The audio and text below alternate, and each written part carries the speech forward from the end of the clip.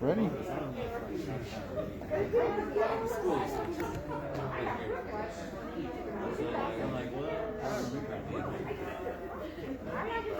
I think it's just what we decide to focus.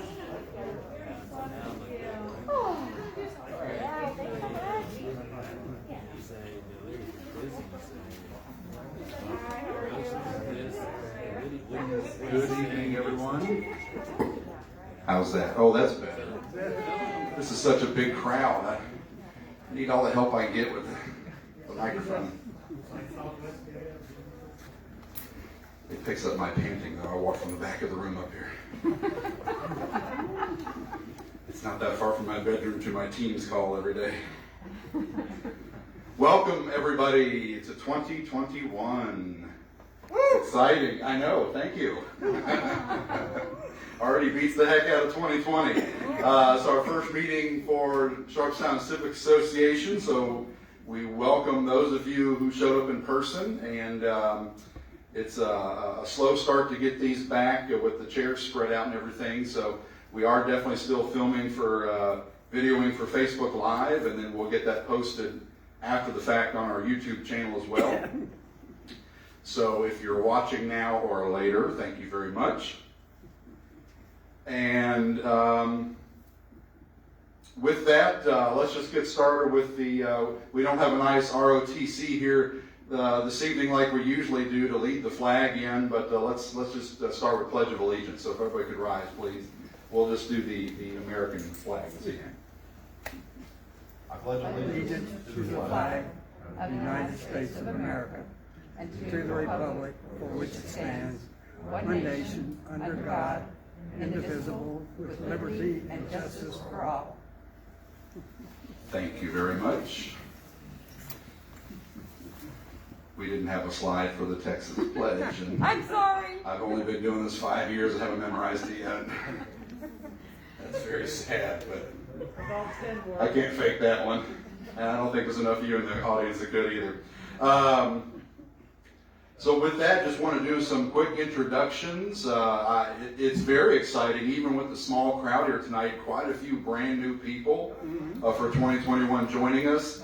So usually we have enough time for y'all to come up and do an intro and sing and do a little dance, all that good stuff. But we're going to be a little short on time tonight. So just stand or raise your hand, wave your hand if this is your first time. First SCA meeting. All right. 4 of you back there. And if I remember correctly, we have 2 in the back are from Houston, but new residents of Sharpstown. And then 2 up here in the front were raised in Sharpstown and for most of their childhood, if not all of it, and moved away for a while. Now they're back. So welcome to our meeting. And then also, I just always like to start out by having I'll introduce the board members. We have 13 board members this year, adding 2 more from last year. And so I just stand up and wave your hand. That way everybody gets to see your masked face. My name's Matt Wine, president of the board. We've got Charmaine LeBlanc up here. We've got Caitlin Washman. Looking in the back. Donna Fain in the back there. Dale Davidson. Byron Weiner, right there in the middle. Got Pat Minville. And representing our office, we've got Scott Gilbert operating the camera this evening. Scott always gets a clap. I mean, he's at the end of the list, so I know you're clapping for everybody, but we'll give Scott the credit. He deserves it. He puts up with the board members, so he deserves a lot. Other board members that are unable to be here this evening, but they promised me they're watching on Facebook. We'll test them later. Matthew Cowan, Casey Cummings, Almina Downey, Jason Davos, Elizabeth Schooler, and John Lorenz. And then in the back, we've got SEAL security officers. Welcome. Thank you. And then we have Paul Young, which is Council Member Pollard's Chief of Staff. So he's going to have a few announcements in a little bit here from the District J office. So again, welcome everybody, and thank you for coming. So just a few announcements from us, and then District J, and then we've got a great presentation, an update on the Sharpstown Trail, which is always very exciting to see that moving along. So probably some of you, especially the new ones that are here, you might have seen it on our website or gotten an email about this. I encourage everybody to visit our website, sharpstowncivic.org, and make sure you're signed up for email notifications. It's no more than 5 or 6 a day. Wow. I'm sorry. Okay. No. Maybe one a week if it's a busy month. But that's just the best way to just keep updated when we do meetings like this, or in normal times when we have a few more activities in person, or any other announcements that we have. That's the best and quickest way to get that information. So please make sure you go to the website and sign up for that.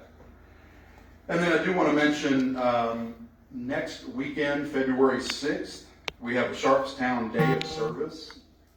This is in conjunction with HBU Athletics Department and the District J office and Sharpstown Parks Alliance as well. So what that is, HBU actually reached out and they wanted to get their student athletes involved in the community, in the local area, just helping out. And we've done this in conjunction with heavy trash or junk waste pickup, which is that Monday and Tuesday, 8th and 9th. So next Saturday the 6th at 8:30 a.m., we're meeting behind the Burger King on Fondren and 59. Everybody's invited.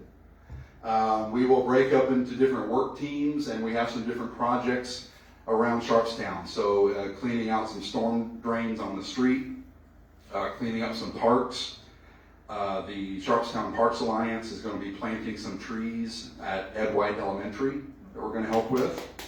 Yeah, right. So please, if you're able to, show up and help us out, we'd love to see you there. That's for the visitors. For the board members, I will see you there. We need team leaders to make sure they know where they're going, the students. So I really need your help out there to make sure we get them to the right places on the map. Any questions on that? All right.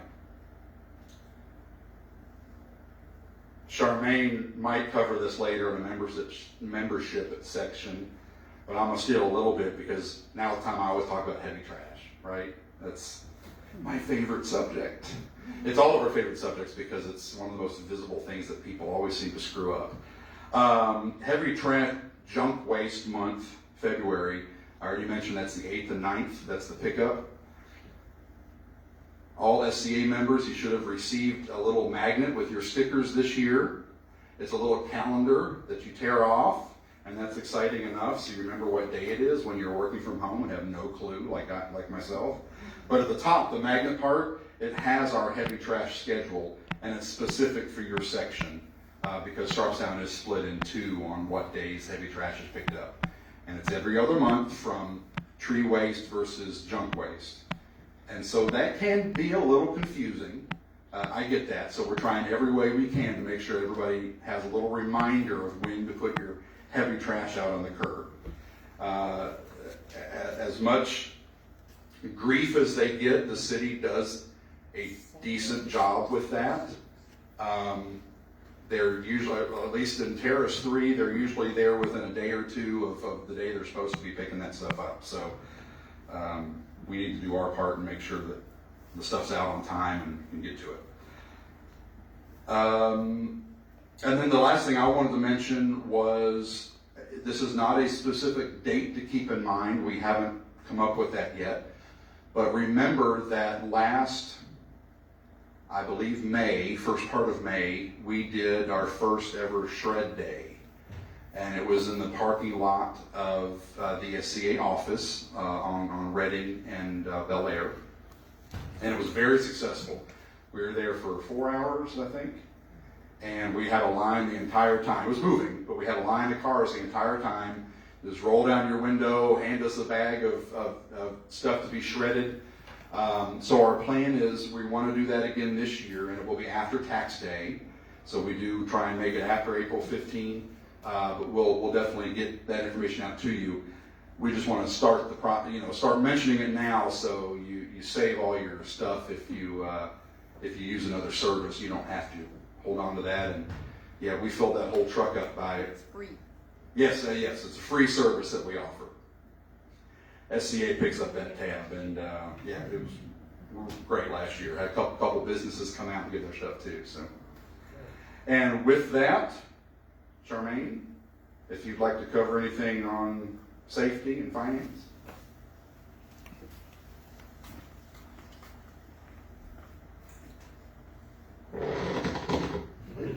I didn't know if we were going to let him, he's always in a hurry, so I'll talk fast. So safety, I will keep that very brief this time because we're hoping for our next meeting to maybe go into depth on things. Right now, I don't want to give the secret away, but when you get your scan, which should be early this next week, you're going to see a headline that says Sharpstown basically was down 32% in crime, in the crime rate compared to last year. And I know you cannot see that if you're looking at City of Houston statistics, because we're only talking about our little island of homes versus any kind of perimeter properties like apartments or townhomes or businesses. So we just are a very well-kept secret in our own little world, and people being home and people being very vigilant about their belongings and watching their neighbors, it really does, it works. We're doing really well. We still have our nighttime vehicle break-ins that are just so darn hard to prevent. They still happen. We still need to not leave anything in our vehicles that is visible or that we don't want to part with, because they are still out there. They're still going to be looking, and this is night or day, whether it's a store or at your house. So good job, Sharpstown. 32% down from last year to this year, and I don't know that we'll ever be able to do that again, but maybe we could. Safety and what? Membership? 700, a little over 700 memberships have been received so far since we started doing this into December. And so thank you. We have budget to continue going for the year. We would love to be around 1,600. That's been our peak number for the last 5 years. Last year we didn't make it. Last year we were barely almost 1,500, 1,400. There were people that just, that was not their, they could not send that money in, and we respect that, and that's okay. This year I'm excited that we've had 32 people that have never paid before. Are they new to Sharpstown? Are they seeing results? Are they just in a position to be able to afford to pay that? I don't know, and I don't care. It just makes me encouraged that we're doing something right. And so I really thank everybody that's been able to contribute so far, and hopefully there'll still be more. It's early in the season, so excited about that. That's it? No? Are you going to call me back up again for anything? No? Okay, I have one more topic, but I can do it right now. Oh, okay, go ahead. See, you can't make me leave. Read Houston. There's a Read Houston Day coming up on May, I think it's Saturday, May 4th. This is put on by an organization, a nonprofit called Literacy Now. I need every one of you to volunteer to read a book online on a video kind of presentation to our 4 schools, our 4 Title I elementary schools in Sharpstown. Neff Early Learning, Neff Elementary, Bonham, and I forgot the other one. This is a really great program. This organization sends tutors into these schools to help with mostly 3rd graders. The 3rd graders, it is very common knowledge now that if a student struggles to read by the time they get out of 3rd grade, they're going to struggle the rest of the time. So they concentrate on third graders to really work with them one-on-one to improve their literacy skills. So what this is about is there's a list of books. You don't even have to pick a book.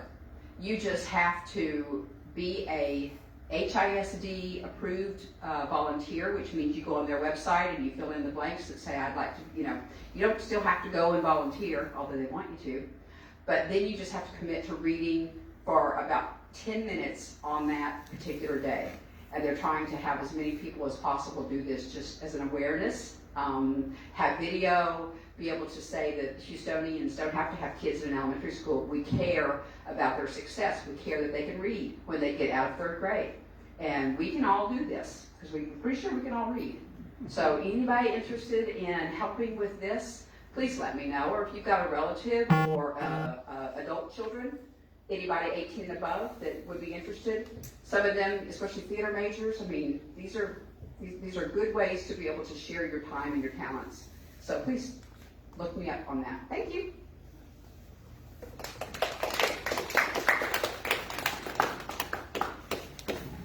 Thank you, Charmaine. I guess that was a good reason to keep you up here. It was. One more announcement, okay. And I don't know if he, I think maybe he snuck in while I wasn't paying attention, but I'm not paying attention most of the time. But I want to point out Jake Burrow back here is with Gene Wu's office as well, so I missed him up front. So good to see you again. And then the other thing that we normally don't go into much at these meetings, but Elizabeth Schooler is our new treasurer this year. She couldn't be here this evening, but what she would say in this stead is our financials are posted online. I think we go month to month. I think they're up to date now, but or maybe a month behind. Through December. Through December, okay, so through year end. So they are, we always tell people, go online, take a look at them. It's an open book. If you have any questions about anything that you see on the financials, give Scott a call in the office or give any one of the board members a call, and we'll be sure and get an answer for you if we don't know it. So I wanted to mention that. And now we'll bring up Paul Young. He has a couple announcements from District J office. All right, good evening, Sharpstown. Thank y'all for having us. Unfortunately, Councilmember Pollard was not able to make the meeting this evening, so thank you for receiving me. I guess second best, right, Charmaine? No, but thank you guys. Obviously, last year was not the year we would have thought our first year in office would have been. It was very, very challenging, but we feel like with the support of you guys, our constituents, the whole District J community, we've been very blessed to be able to accomplish a lot of the things we were able to accomplish in 2020. And with that being said, two of the main things I'd like to speak about tonight are two things we were able to accomplish and now bring forth into 2021. One of those being the District J Patrol. The District J Patrol is a patrol that was designed to specifically target quality of life concerns and neighborhood violations. And so we have a website, our webmaster, Charmaine LeBlanc, thank you very much. We created a website. You can go on to districtjpatrol.com. One more time, districtjpatrol.com. And you can go onto that website and submit your concern. And so what happens is that concern then gets routed to the District J Patrol Task Team. The task team is compiled of a 10-member group that's throughout District J that are a lot of our stakeholders. We are blessed to have Pat Minville and Charmaine LeBlanc on the task team, and we have bi-weekly meetings to go over the progress and our communication, and so those submissions actually get routed to HPD DRT. So that's the Houston Police Department Differential Response Team, and they are actually the overtime patrol program that actually goes out and takes care of these submissions. So any examples such as homeless encampments, junk motor vehicles, parking violations, anything that affects your quality of life. And so with this being an overtime program, whatever is submitted to our website is actually, it's routed to DRT, And whether or not it is actually going to be addressed by our DRT officers, the matter is then sent to who will actually address the issue. Whether that be traffic, whether that be vice, whether that be gang unit, it gets to the right people. And so I encourage everyone to please go onto the districtjpatrol.com website and enter your quality of life concerns and neighborhood violations. Any questions on that before I move? Yes. So we actually recently just got a lot of our results posted online for what has occurred since our website went live, I want to say December 15th. So Ms. LeBlanc here has shared all of the results that we've received from our Midwest substation and our Southwestern substation. So please feel free to take a look. These issues are being addressed. Yes, ma'am. Paul, you want to explain for the 4 new people what you're doing, what it is? Yeah, so our office, using our Council District Service Fund dollars, have purchased 2 Polaris vehicles. And they are actually a hybrid off-road vehicle that is very accessible not only to different terrain, but also to the community. It's a very open concept vehicle, and we use that because we're in an age where we need to improve the relationship between our law enforcement and community. And so this open concept does allow us to have that communication. They are aware that our stakeholders are throughout the community, and they are open to the conversations when they're coming down your street, servicing on this patrol. And here's a map of, obviously, of District J. And so we are in the process now of we want to have a campaign to where we are continuing to let people know in District J that we have this service. This service goes over the entire district. It services everybody. We don't leave anybody out. We don't want to neglect any type of resident. And so, again, I encourage everyone to please go to this website, log in your submission so we can be more effective and efficient in how we address these quality of life concerns and violations. I always like to say that there are more of us than there are of them. And so if they don't know that there's an issue that needs to be addressed, they're not going to know about it. So until we actually have that conversation or we share that information, this is a way, a new platform of modern community policing that will help us accomplish that feat. I'll take any questions on the District J Patrol. Anybody? All right, great. So the second major topic that I was going to discuss tonight from our District J office would be the hot team. Mr. Wine actually was joking with me earlier about what does the hot team stand for. So historically, it came out of District B because it was extremely ridden with illegal dumping, and it was so problematic that they began to call them hot spots. And so that term kind of stuck. And so other council districts have had hot teams, but this is the first time in District J's history that we're actually able to have a hot team. So what does a hot team do? They're actually a supplemental patrol, like the District J Patrol, but they actually supplement solid waste. So they will actually go and pick up heavy trash. When you see couches on the lawn, furniture, tires, things that aren't supposed to be there. Also regular cleanup. We have a task team of 3 gentlemen that get submissions from our office, but the most important is submitting this in 311. Because if our office does not receive anything from you, they go to look on 311. And if it's not on 311, it's a waste of time. And so we ask you guys to please reach out to our office for any specific things that you see throughout the district, in your area, your neighborhoods. You can email my Director of Constituent Services. His name is David Brizuela, and his email address is david.brizuela@houstontx.gov.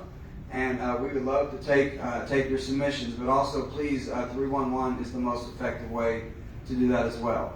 Now, we have them on every Thursday of the month. Now, we have 4 different quadrants that we are actually servicing throughout the month. The very first Thursday is designated for Sharpstown. So whatever you may have to submit, please make sure you get it in the weekend before that first Thursday, so that way you guys are actually serviced properly.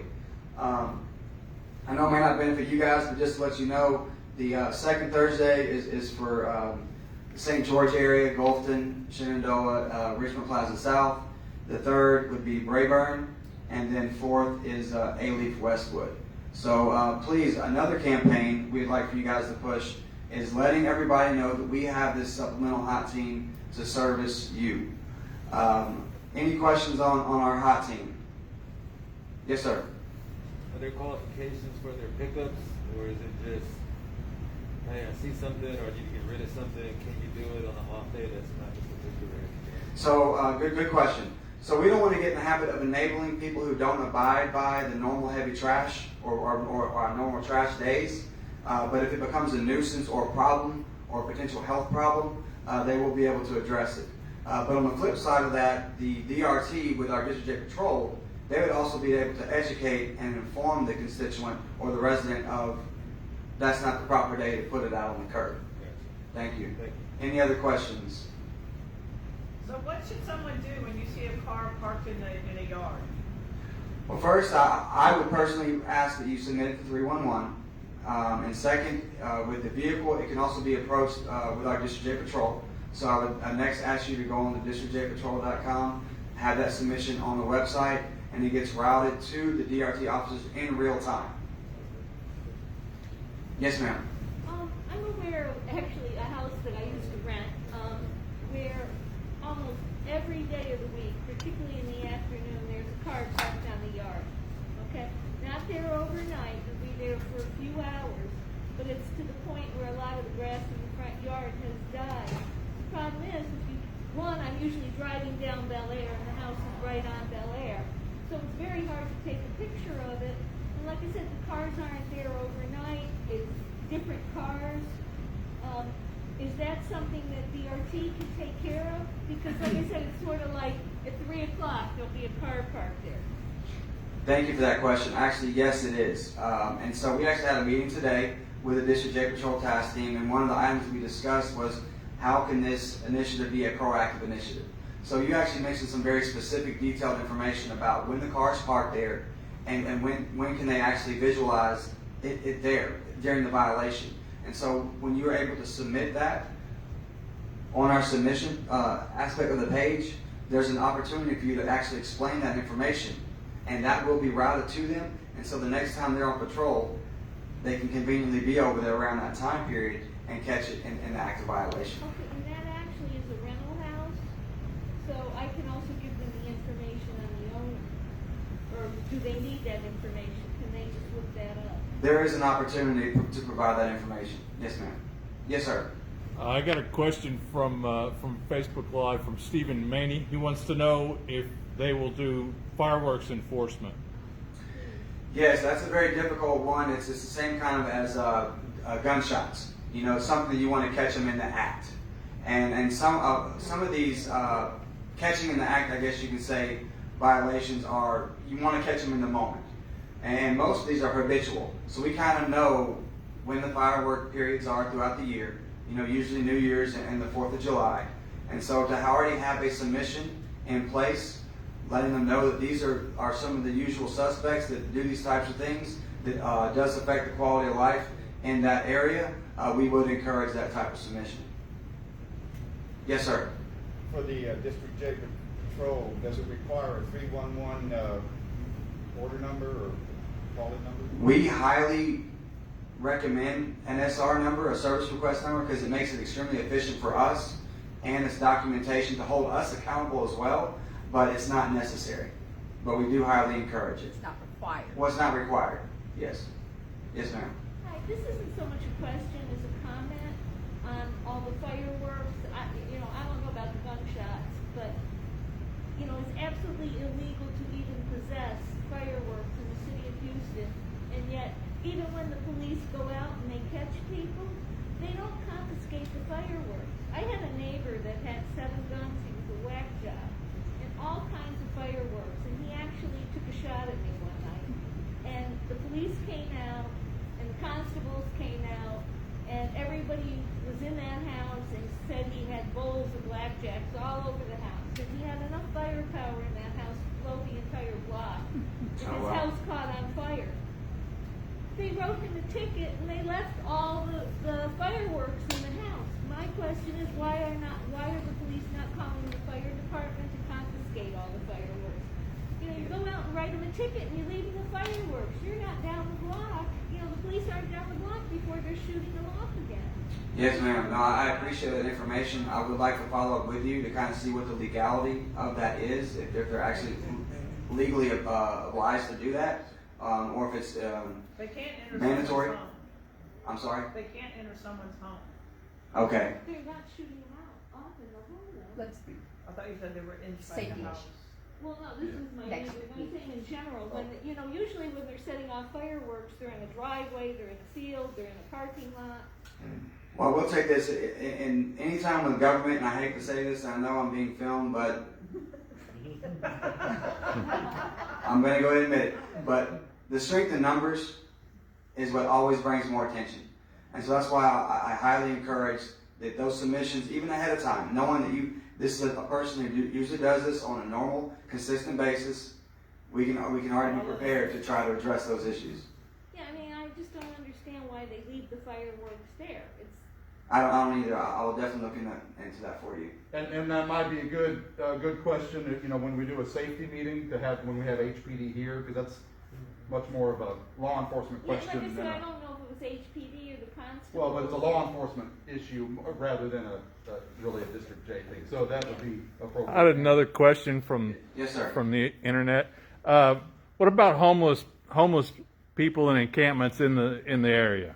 Okay, so good. Thank you for that. This has been an issue that has come up more and more often.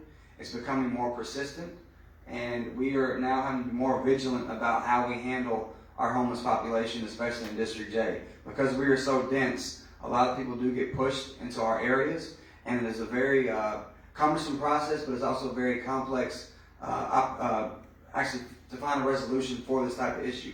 Councilmember Pollard did address his colleagues this past week, actually a couple days ago at council, and the mayor's office about what is actually being done. What can we and what can't we do to tents, panhandling, people who are in the middle of the street. And so there are some things that we've been informed about that can and can't be done. A good example right now is that if they are breaking a law, they can actually be detained and arrested. But if they are not, they cannot force them to leave. And so under the underpasses, which were all cleaned up yesterday, so next time you go under 59, at majority of our underpasses, you will see that they were cleaned with chemicals, people in hazmat suits. I mean, it's an expensive endeavor, but it was cleaned. They plan on doing that every 2 weeks, and that's the solid waste department. But to get back to the question about how we're handling it, it is a complicated issue that I think we're going to have to involve the state legislature more in this go around, because there are so many restrictions that's causing it to be a very difficult challenge for our HPD. But that is one of the things that the District J Patrol does. They do work with, because the DRT officers are specially trained on how to deal with that population and demographic. And so they do cleanups. If they were going to go and clean up an encampment, they would go and inform the homeless population in that area that, hey, we're coming, we're giving you fair warning, and if you refuse to take your stuff, or if you refuse to leave, we're going to come anyway. And at that point, most of the time, 9 times out of 10, they actually take their stuff and leave, and then they do a deep clean in the area. And unfortunately, there's a lot of human waste, which, like I mentioned, the hazmat and the chemicals that have to be used to clean that area. So this is an ongoing issue that actually the councilmember and myself have a meeting with Mark Eichenbaum in a couple of weeks to discuss what the plan is for the city on how we can address this in a more efficient and effective manner. Any other questions I might be able to take? Well, great. Well, those are all wonderful questions. I really appreciate your participation and your welcome tonight. I know it's been a long time since I've been able to see a lot of your faces, but again, thank you, and as always, thank you for your support. Thank you. Take care. Still can't Thank you very much, Paul. Yeah, it's been a while since you've seen our full faces still. You know our eyes, you know our eyes.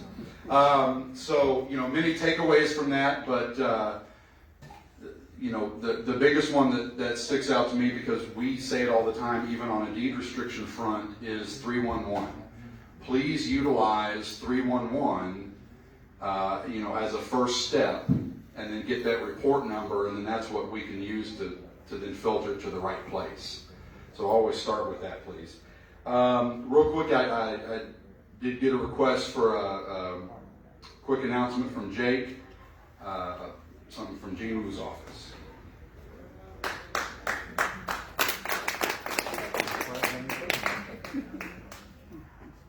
Hey, good evening, everybody. Thank y'all for having me a little bit. Thank you, Paul. Thanks again, Paul. Thank y'all, District J, for looking out for us. Some mention did come up of the state legislature, which is who I work for. We all elected State Representative Gene Wu, House District 137. My announcement's very short. We're having a town hall meeting this Saturday at 10 a.m. on Zoom. We've been sending out emails and links to it. So if you haven't gotten it, I can make sure and send it. I'll send it over to SCA as well. They can help share it. But we'd like to take your questions. We want to share our bill package that we're working on. Somebody mentioned yard parkers. We got a bill about that, so we're gonna try to get that one through the finish line. We've got a number of other issues that we're working on that are important to House District 137, and so we want to share that with y'all. We're also gonna take the time to show y'all, since we are on Zoom and we can share things electronically.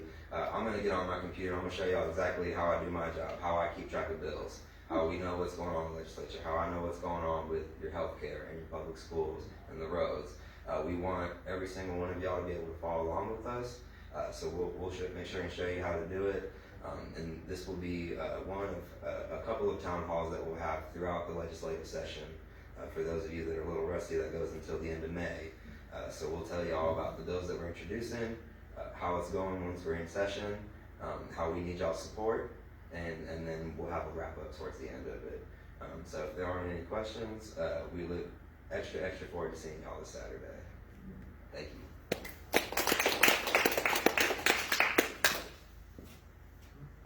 Thank you very much, Jake. All right. So now, with the exciting part of the evening, the parks part, the green part of the evening, we have Lisa with the Houston Parks Board. And is it Graff? It's Griff. Griff, okay. See, I knew I could mess it up.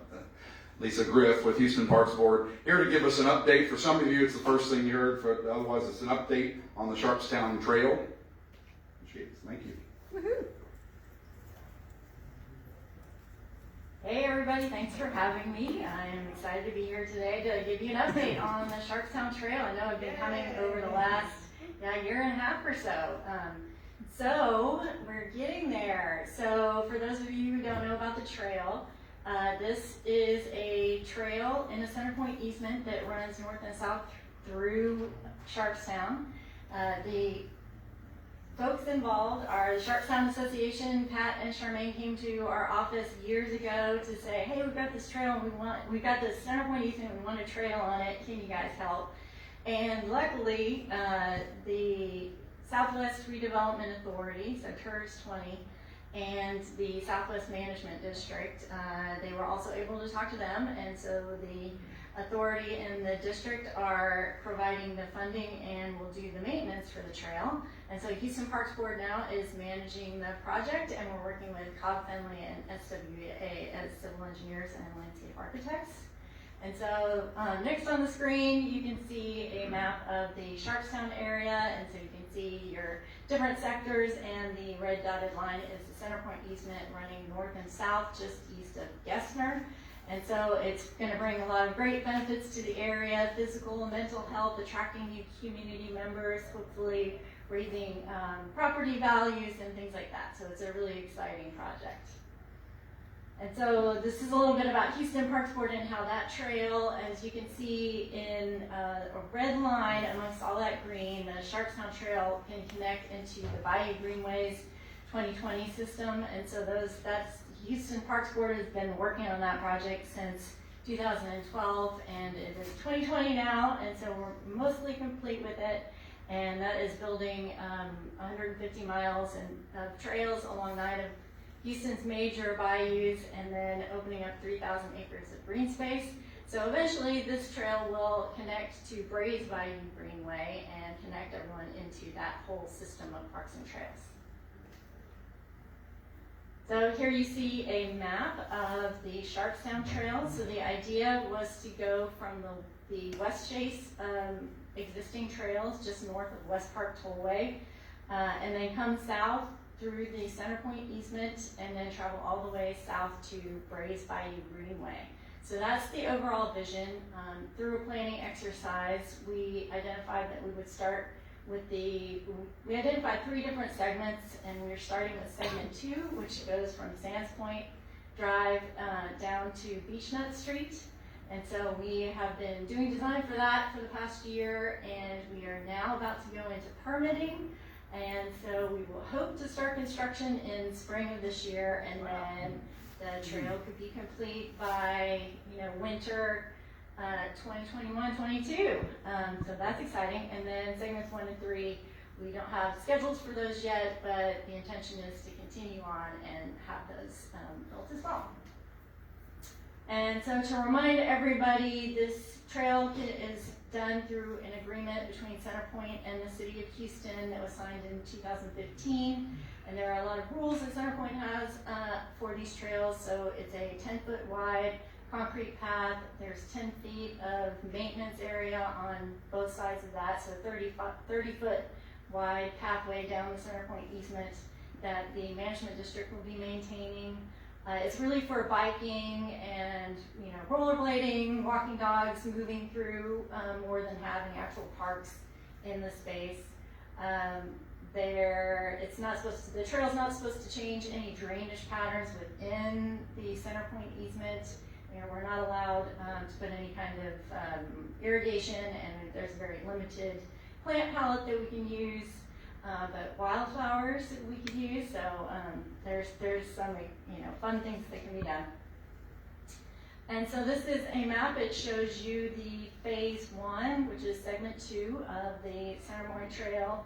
To the left of the screen is Beechnut Street, so that's the south end of the trail, and then it goes north, crosses over South Gessner, and then continues north, crossing over 2 neighborhood streets, then to Bel Air, and then continuing north to get to Sands Point Drive. So you can see above the 2 major crossings are at South Gessner, where we're providing a hawk signal, so it's a pedestrian and bike only crossing with a push button that will flash, and people and bikes can cross, and the cars stop. And then at Bel Air, the idea is to go to the actual intersection and then cross at the intersection and then come back to the trail. And to do that, we're removing a right-hand turn only lane, which was a City of Houston project to make that dangerous intersection safer by reducing the amount of space that pedestrians and bikes have to cross across Bel Air. And so this is a enlarged view of the southern end of the trail, so you can kind of see the pathway, and mostly it stays in the middle of the CenterPoint easement as it travels north, unless you have to kind of go around. There's access drives to get to the CenterPoint towers and things like that, so we have to avoid those. And then continuing north, and I can share this, and you'll have a video of it, so you can kind of look over this in more detail yourselves. But wanted to provide this route for you that continues all the way north to Sands Point Drive. And so these are some of the trail safety features that we provide. And so there are 911/distance miles every quarter of a mile, so that you can tell how far you've gone on the trail. And then you can also, if anything happens, you call 911. They know exactly where you are because you give them a little number on the marker, and so they know the closest streets to come to help. There's also collapsible bollards at all of the streets so that cars don't drive onto the trail. And then have wooden bollards where the easement hits the streets to prevent ATVs and things like that getting onto the trail. So it's mostly for trying to keep it to pedestrians and bicyclists. So this is again the overall trail, and so some things that we're providing are at the street crossings there is a landscape to kind of show that's where you can enter the trail, and then there's signage along the trail, which includes gateway signs, which are the large signs you can see on the left, and those are at the major intersections of Beechnut, Gessner, and Bel Air. And then there's trail stop signs for people on the trail, and then signs that say Sharpstown Trail that people walking along the sidewalk can see, so it indicates an entrance to the trail. And then the smaller signs are, when you're on the trail, it tells you what streets are in front of you, so it kind of orients you to where you are along the trail. So this is the trail signage family. This is a blow up of it. So we're kind of looking, this is the same kind of signage family that's used on the Bayou Greenways. So kind of the shape and what's on them is basically similar across Houston. And so the things that can be updated for your area are, it's called the Sharpstown Trail. Then there's a logo at the top of it. And so talking with the Southwest District, the S, they didn't think that people would know what the S meant, so they want to add the Southwest District wording on it. And then they thought that the green, we suggested green as a color. They thought that sounded good for a trail, as it's in a green space, and that there are all sorts of different colors for your area, and so it's a trail for everyone, and so they kind of agreed with this color, so we're open to feedback. And this is a blow up of the gateway sign, so you can see on the right hand side the Spring Branch Trail. That's an example of the signs that they're putting on. That sign on one side has kind of a general overall map of Houston, and then a blow up map of the area that you're around, so like a You Are Here map with some points of interest nearby.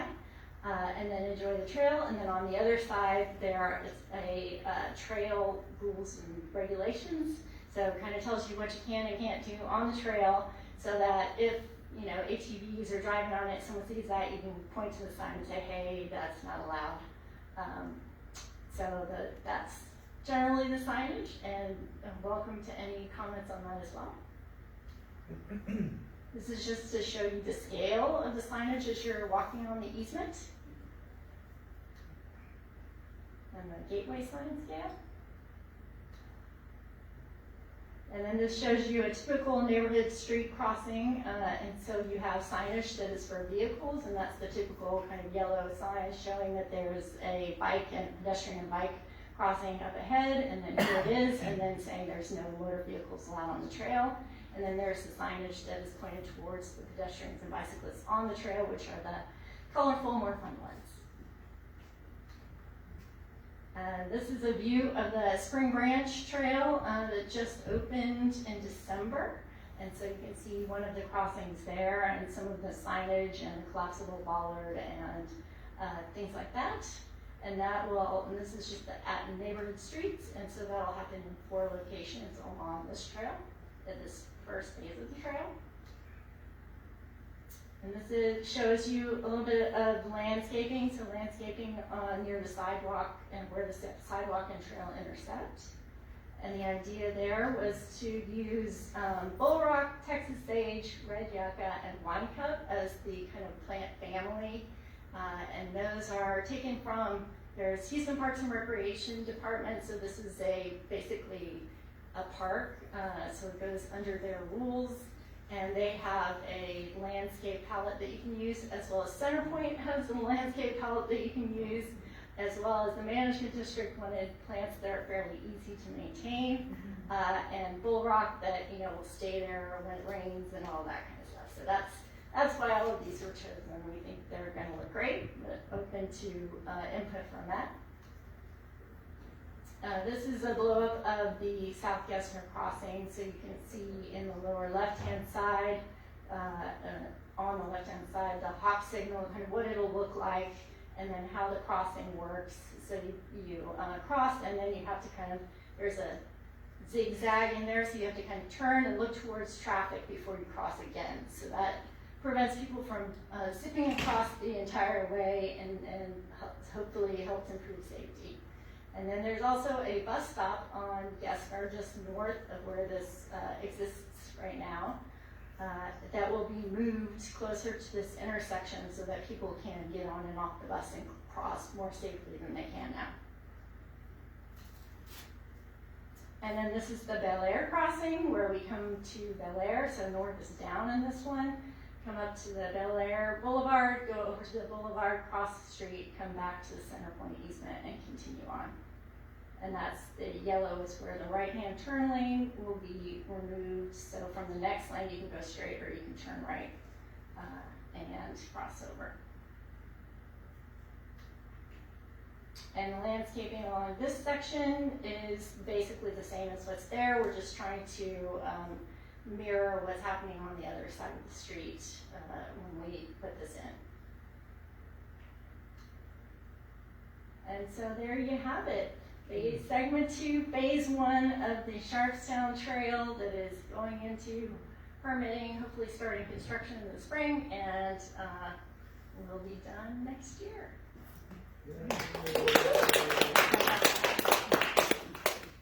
Questions or? All right. Well, thank you. Come a long way since you first came and had the layout and pictures out, and everybody put comments. a lot of feedback has been given to you, huh? Yes, a lot of feedback. So hopefully we've listened to it all and have incorporated it, and that it'll be something that everybody is really excited about and will get out there and use on the first day. That's right. Thank you. All right, Lisa, thank you very much for that presentation. We were talking ahead of time too before this, and yeah, this isn't, you know, two guys with a lawnmower and a shovel making a horse trail through the easement there. So if you want something to last, it needs to be done right, and this is doing it the right way. Just getting Parks Board involved is doing it the right way, and so we're very excited. And it's a $2.6 million project. Again, that's at least 2 mowers and 2 shovels. So yeah, it's doing it the right way and making this a lasting project that'll stay around for a long time, and we appreciate that. So thank you for the update. With that, anything else from board members? All right, thank you all very much for a wonderful first meeting back in 2021. I can say it, I haven't written it right yet, but I can say 2021. Thank you for watching on Facebook or YouTube if you're doing that. If you have any questions about any of this, reach out to Scott or any of the board members listed on our website or the scan, and we will get things answered for you or clarified. We have the town hall, Gene Wu's town hall this Saturday, and then next Saturday is our service project. Again, meeting at 8:30 a.m. behind the Burger King on Fondren. If you'd like to be a part of that, just wear weather-appropriate work clothes and bring gloves and a mask, and we'll find something for you to do. You have, Scott, you have tickets? How many you got tonight? How many door prizes? How many you want? We can do 4 and not draw. I'm not gonna say why, but